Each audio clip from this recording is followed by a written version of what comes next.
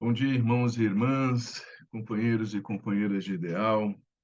É uma alegria estar aqui com vocês para juntos estudarmos o tema da manhã, retirar as reflexões necessárias sobre o mesmo, ensinamentos do Mestre Jesus, que é a luz da doutrina espírita. Nós iremos trazer uma nova interpretação para aplicar no nosso dia a dia. Esse ensinamento está contido aqui no Evangelho segundo o Espiritismo, e para aqueles que quiserem dar continuidade às reflexões do mesmo ao longo de toda a semana, está contido no capítulo 12, itens de 1 a 6. Antes, porém, de iniciarmos a leitura preliminar e as reflexões dessa lição, vamos nos unir agora rapidamente em pensamentos, em propósito ideal, buscando a conexão com o plano espiritual, com os benfeitores celestiais que nos orientam nessa tarefa, buscando iluminar as nossas mentes, os nossos sentimentos, a fim de que possamos absorver na essência os ensinamentos que aqui serão trazidos e que esses ensinamentos permeiem o nosso ser e nos auxiliem nesse nosso processo iniciático e constante de reforma íntima. Que assim seja. Bem, como eu falei, está contido aqui no Evangelho segundo o Espiritismo, capítulo 12. Eu vou ler aqui a passagem que consta de Mateus.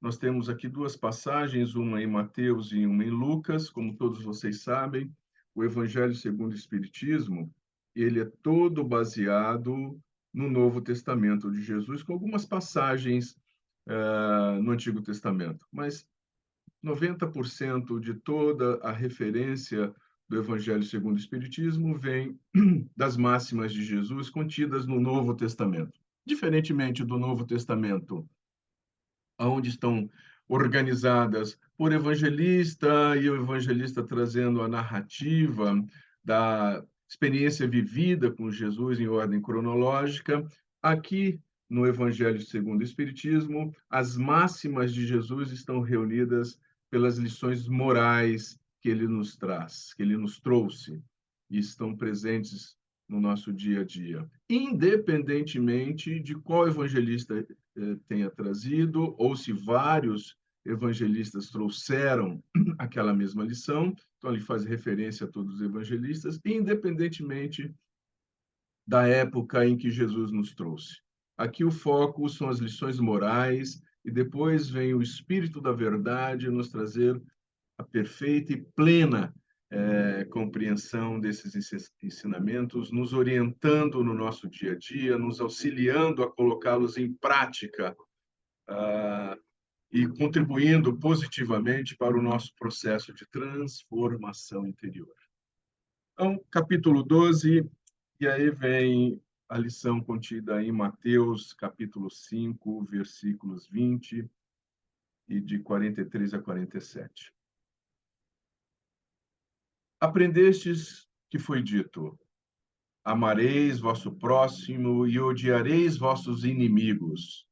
E eu vos digo: amai os vossos inimigos, fazei o bem àqueles que vos odeiam e orai por aqueles que vos perseguem e vos caluniam, a fim de que sejais os filhos de vosso Pai que estais nos céus, que faz erguer seu sol sobre os bons e sobre os maus, e faz chover sobre os justos e os injustos. Porque se não amardes, senão aqueles que vos amam, que recompensa disso tereis? Os publicanos não fazem também? E se são, e se não saudardes, senão os vossos irmãos, que fazeis nisso mais que os outros? Os pagãos não fazem também? Eu vos digo que se a vossa justiça não for mais abundante que a dos escribas e dos fariseus, não entrareis no reino dos céus. Contido em Mateus, capítulo 5, versículos 20 43 a 47. Ah, essa lição, o tema que nós vamos abordar na manhã é a influenciação dos espíritos em nossas vidas. Mas convém a gente mergulhar um pouco na lição que esta máxima de Jesus, esse ensinamento de Jesus nos traz. E aqui no item 3 do Evangelho segundo o Espiritismo, o Espírito da Verdade vem nos reforçar essa máxima dizendo: se o amor ao próximo é o princípio da caridade, amar seus inimigos é sua aplicação sublime, porque essa virtude é uma das maiores vitórias dadas sobre o egoísmo e o orgulho. Se o amor ao próximo é o princípio da caridade, amar seus inimigos é a sua aplicação sublime. Amar os seus inimigos é a aplicação sublime do ensinamento do Mestre Jesus, quando ele nos ensina a amar ao próximo como a ti mesmo. Enfim, muitos têm a dificuldade de colocar em prática esse ensinamento de Jesus porque acham impossível amar alguém, especialmente amar ao seu próximo. E por esse motivo, se acham incapazes de colocar em prática esse ensinamento do Mestre Jesus. Pois bem, eu venho trazer aqui para vocês algumas orientações nesse sentido, para que nós possamos efetivamente colocar em prática esse ensinamento, porque o Evangelho, todo ele foi escrito em grego. Grego era a língua dominante na época, na região ali, e grego, como hoje nós temos uma influenciação muito grande do inglês, né? O grego na época era uma língua dominante na região. E foi todo ele escrito em grego pelos evangelistas. E na língua grega, nós temos pelo menos 4 palavras que identificam o amor que nós hoje comumente falamos entre nós aqui. Nós temos primeiro a palavra eros, que significa amor entre um homem e uma mulher. Depois nós temos o amor que é chamado storge, que é o amor entre os filhos, os pais e os filhos. Depois nós temos o filia, que é o amor entre amigos, conhecidos, todos aqueles que nós queremos bem. E, por fim, tem o amor ágape. O amor ágape, que é aquele amor que nós temos pelos desconhecidos, por aqueles que não temos nenhum tipo de afeição, ou até mesmo por aqueles que temos algum tipo de dificuldade em nos relacionar. Pois bem, qual amor Jesus veio falar entre nós? Certamente foi o amor ágape. E muitos de nós já ouvimos a falar sobre essa expressão, sobre esse termo, o amor ágape.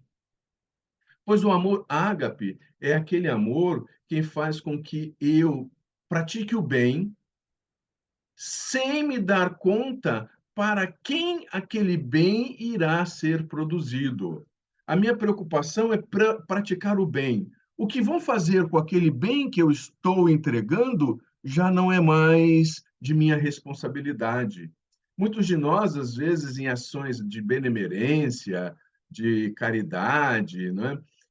Vamos entregar, por exemplo, marmitex aos moradores, né, em condição de moradia de rua, e queremos, às vezes, vê-los comer e que eles têm que comer, e ficamos chateados quando eles pegam marmitex e colocam de lado, ou a gente vê até marmitex jogados no chão e com restos de comida ainda.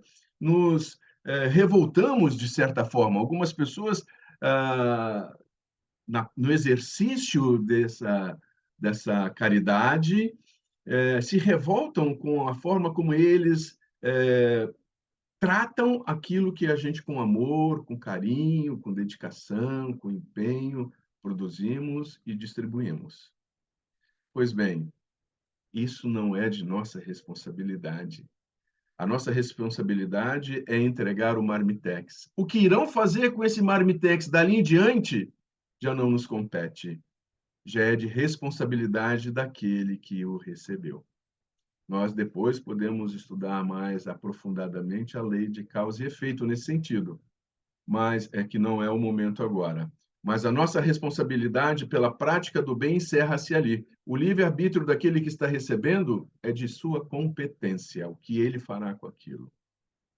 Pois Jesus nos ensinou justamente esse amor, o amor que não vê a quem está recebendo. E inclui neste amor os nossos inimigos.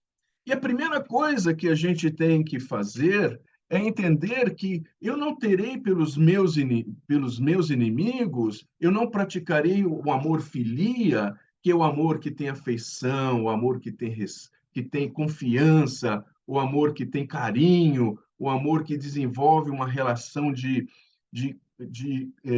comprometimento, de crescimento juntos. Né? Eu não terei pelos meus inimigos a mesma relação que eu terei pelos meus amigos. Mas eu tenho que ter por aqueles com quem eu ainda tenho dificuldade de me relacionar. Eu não gosto da expressão inimigos, apesar de ser um qualificativo, um adjetivo para identificar esse grupo de pessoas que a gente ainda tem dificuldade de se relacionar. Eu acho muito forte, né? Mas é a realidade, é o adjetivo que os qualifica. Eu não terei por eles a mesma afeição e carinho que eu terei pelos meus amigos.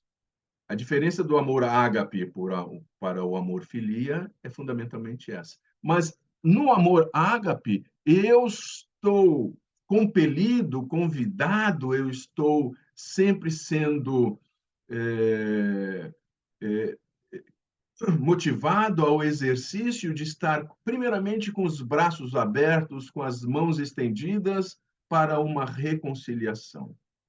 Sempre que houver oportunidade, que ocorra a reconciliação.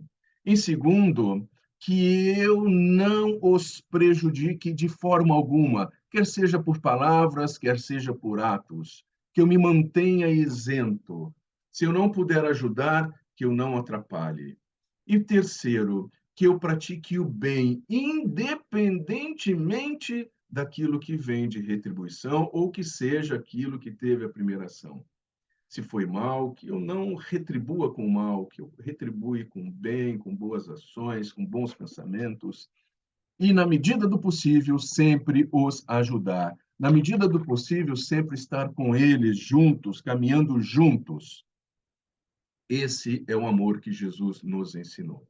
Esse é o amor que nós temos que colocar em prática. E essa é a diferença que tem entre o amor ágape e o amor eros, o amor storge e o amor filia. No amor ágape, nós somos convidados à prática, ao exercício da empatia, do respeito, da consideração e, sobretudo, de estar de braços abertos para uma reconciliação. Bem, o tema da manhã, também contido na lição do capítulo 12, mais especificamente no item 6, fala sobre a influenciação dos espíritos no nosso dia a dia, em nossas vidas. E para ilustrar melhor essa lição e nos auxiliar na reflexão desse tema, eu vou trazer para vocês a pergunta que temos no Livro dos Espíritos. É a pergunta 459, quando Allan Kardec pergunta exatamente assim ao Espírito da Verdade: influem os espíritos em nossos pensamentos e em nossos atos? E o Espírito da Verdade, como sempre direto e objetivo foi, responde exatamente dessa forma: muito mais do que imaginais, a tal ponto que de ordinário são eles que vos dirigem. Muito mais do que imaginais, a tal ponto que de ordinário são eles que vos dirigem. Essa pergunta e essa resposta nos convida a várias reflexões. Eu vou trazer aqui algumas perguntas para que, ao longo dessa nossa conversa, das reflexões que nós estamos tirando deste ensinamento, deste tema, possamos ir para e passo respondendo-as. Primeiramente, quais espíritos estamos permitindo que nos dirijam? Quais espíritos estamos permitindo que nos dirijam? Quais espíritos estamos permitindo que nos acompanhem? Quais espíritos estamos permitindo que nos sigam? Quais espíritos estamos permitindo que nos envolvam, que estejam conosco no nosso dia a dia? Depende de nós. A influenciação que nós iremos receber está diretamente vinculada à nossa necessidade, ao nosso desejo, primeiramente. O que eu estou querendo de influenciação? Qual que é o dial que eu estou sintonizando? Se eu coloco na rádio Jovem Pan, eu escutarei a Jovem Pan, eu não terei sintonia com uma outra rádio, com a rádio CBN, com a Band ou com outra sintonia. Estou sintonizado nesse dial, estou sintonizado com esta rádio. E é assim que funciona com os nossos pensamentos. Aonde estão direcionados os nossos pensamentos? É com este grupo de espíritos que nós estaremos sintonizados. Como que estão os meus sentimentos? Porque muitas pessoas confundem conduta com pensamento. Muitas das vezes, a conduta é reflexo dos seus sentimentos, dos seus, das suas emoções, né? Nós somos aqui um liquidificador, né, de instintos preliminarmente, emoções, sentimentos, desejos, tudo isso aqui está dentro de nós aqui e vão, claro, depois eles irão, de certa forma, ser a base dos nossos pensamentos que nutrirão certamente a nossa conduta.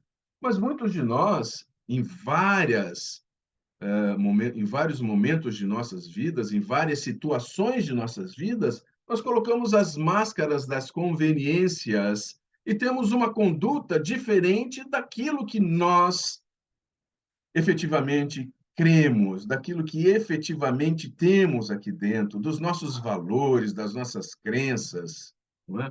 Daquilo que acreditamos. E essa máscara da conveniência faz com que a gente tenha condutas adequadas ao ambiente. Então, muitos de nós, no exercício da religião, no exercício da fé que acreditamos, vestimos essas máscaras e, por conveniência, adotamos uma conduta que seja aceita por aquele grupo, que seja, não é, adequada àquele grupo, que tenha sinergia com aquele grupo. Mas os nossos sentimentos, não é, as nossas crenças e os nossos valores, às vezes, estão em sentido oposto, totalmente contrário àquilo que eu estou adotando como conduta, como procedimento, como ato naquele momento. Quantos vão, já abordei preliminarmente, quantos vão fazer ações de benemerência, de caridade, de prática, do exercício dos ensinamentos do Mestre Jesus, mas vão cheio de soberba, cheio de, sabe, de orgulho, se achando melhores do que aqueles que estão ali recebendo, de certa forma até humilhando-os, colocando-os no patamar abaixo daquele que nós pré-julgamos estar. Que sentimento te motiva a ir lá? O da conveniência, o da máscara, o de querer se mostrar bonzinho para a sociedade? Ou algo diferente? Então, nós temos que fazer uma viagem no nosso âmago, no nosso interior, e aqui dentro entender as forças que coabitam e que efetivamente orientam o meu pensar. É por isso que nas escolas de aprendizes do Evangelho, dentro da doutrina espírita, nos estudos sistemáticos da doutrina espírita, no ESD também, nós somos orientados à prática e ao exercício da reforma interior. Conheça-te a ti mesmo, vá neste mergulho no deserto que habita dentro de ti e avalie as forças que estão ali dentro. As forças, né, são baseadas primeiramente, nos instintos, aquilo que realmente, sabe, está dentro de mim ali e que é o alicerce dos meus sentimentos, das minhas emoções, dos meus desejos. Como que estão essas forças dentro de mim? E lá nesse âmago, conheça-te a ti mesmo. E ao conhecer-te a ti mesmo, torna-te quem tu és. Ao tornar-te quem tu és, você começa a pegar as rédeas da condução de suas vidas e a direcionar. E aí, bônus ou ônus será de nosso mérito, de nossa competência. Quantos de nós não nos tornamos quem nós somos mesmos, vivemos conduzidos pelas conveniências do dia a dia ou por orientações de terceiros, né, que vêm direcionar a nossa vida, decidindo o que eu devo fazer. Quando nós mergulharmos dentro de nós mesmos, nesse processo iniciático e contínuo do conhecer-se, do conheça-te a ti mesmo, que foi popularizado por Sócrates, contido nos oráculos de Delfos, quando nós fizermos esse mergulho interior e nos dominarmos, nós começaremos a direcionar as nossas vidas, começaremos a ser sujeitos dos nossos processos, ao invés de objetos, marionetes nas mãos da sociedade, do humor alheio, das estratégias alheias, daqueles que querem nos liderar. Nós deixaremos de ser liderados, objetos, e passaremos a liderar a nossa estrada, a nossa vida. E aí, nesse processo, orientado pela moral cristã, nós iremos mudando as nossas vibrações, nós iremos mudando o nosso sentimento. E o nosso dial começará a ser direcionado para uma pleiade de espíritos que querem o nosso bem. Não que existam espíritos que queiram o nosso mal. Pode eventualmente existir resgates do passado, que não é o caso de entrarmos aqui no debate. Existem espíritos ignorantes ainda, que estão na erraticidade e que não entendem ainda os ensinamentos, ainda não tiveram o despertar para a luz que os ensinamentos do Mestre Jesus nos traz. Esses espíritos, nas suas respectivas crenças, acham que têm que lutar contra aquilo que de bom acontece aqui na órbita terrestre. E começam a influenciar, a querer influenciar aqueles que estão na sua mesma sintonia. Como diz a própria lição 459, a pergunta 459 do Livro dos Espíritos. Influem os espíritos em nossos pensamentos e em nossos atos? Claro que sim, já nos responde o Espírito da Verdade. E que, de ordinário, são eles que nos dirigem. Então, é momento de nós refletirmos como que estão os nossos sentimentos, como que estão os meus desejos, as minhas emoções, ir no âmago e começar dali um processo de transformação interior, buscando uma sintonia mais tênue com esses benfeitores celestiais que estão aqui dispostos a nos orientarem, estão dispostos a nos auxiliarem, a nos conduzirem, né, nesta grande navegação que nós estamos fazendo, que é esta encarnação, nessa travessia que estamos fazendo nesse processo reencarnatório. Estão dispostos a nos auxiliar, estão dispostos a contribuir conosco, a nos influenciar positivamente no nosso dia a dia.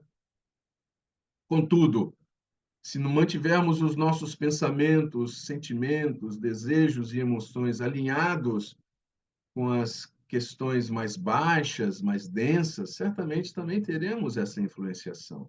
Estaremos sendo orientados por esses espíritos mais alinhados com a materialidade, mais alinhados com sentimentos ainda vinculados à animalidade.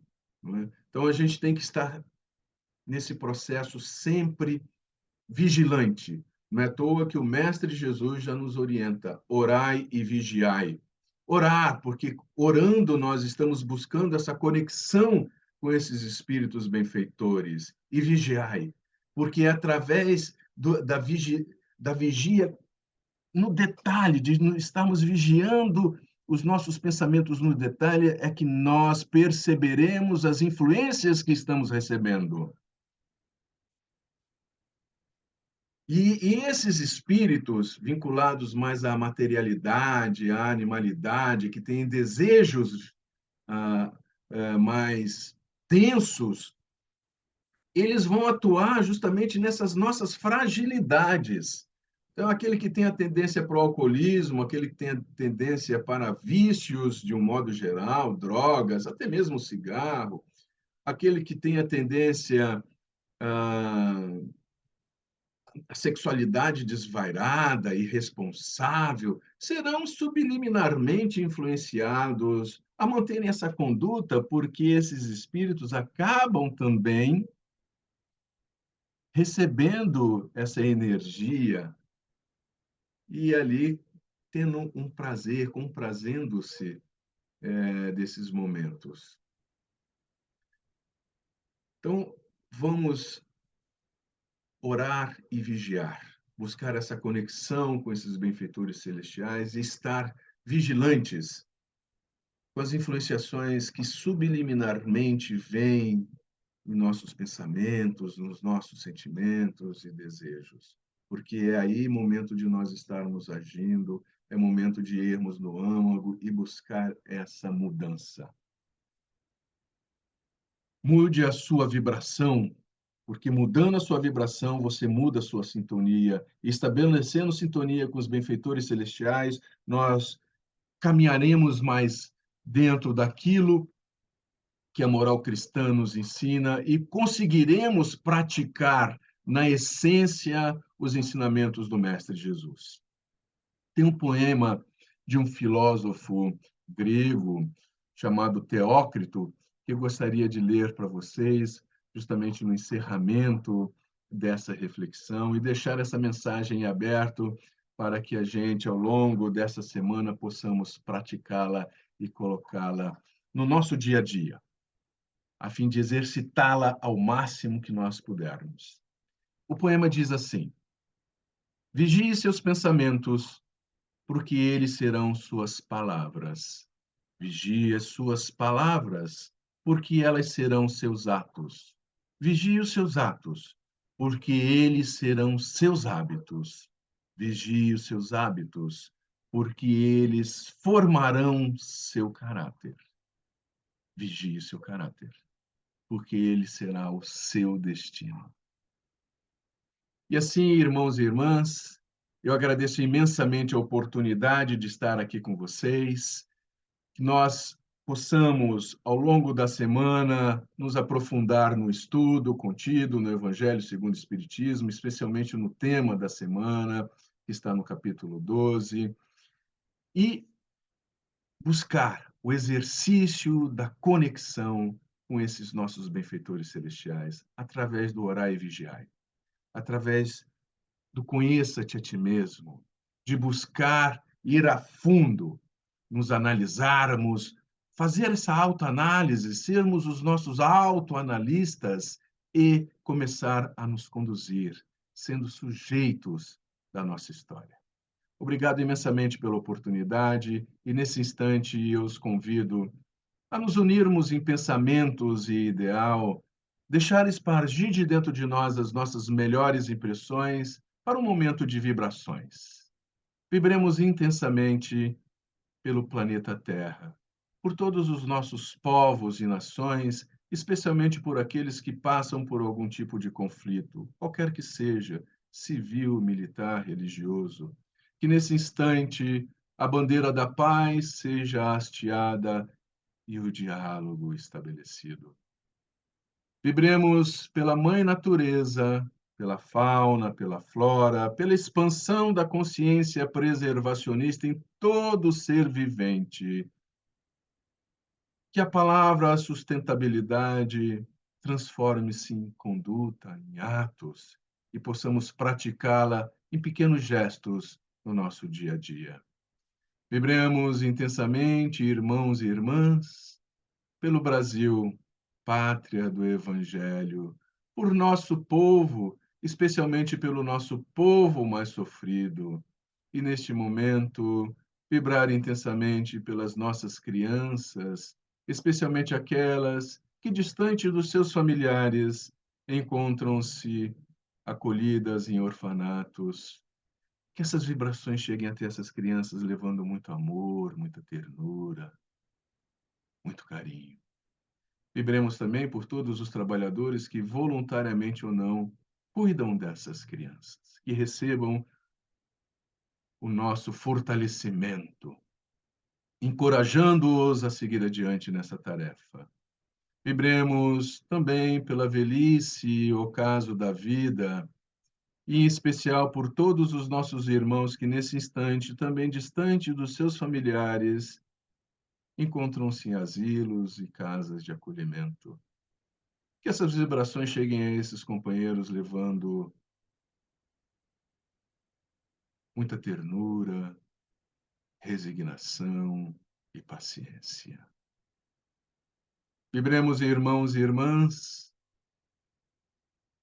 pelo nosso lar, templo de encontros e reconciliações, que um facho de luz adentre os nossos lares nesse instante, transformando-os em faróis da espiritualidade, a fim de que tenhamos influenciações positivas ao longo de toda essa semana em nossos lares. Vibremos pela Aliança Espírita Evangélica, por todos os grupos integrados, pelo seu propósito, pelo seu ideal. E se nos for permitido, vibremos por nós mesmos, mantendo-nos firmes e fortes nessa fé raciocinada que nos embala e nos faz seguir adiante em busca sempre do conhecimento que nos liberta. E deixemos aqui aos pés de Maria vibrações em aberto, para que sejam levadas nesse instante aonde for mais necessário e importante. Que Jesus, nosso amado Mestre, nos abençoe hoje e sempre. Graças a Deus. Um grande abraço a todos, obrigado pela oportunidade desse encontro e até breve.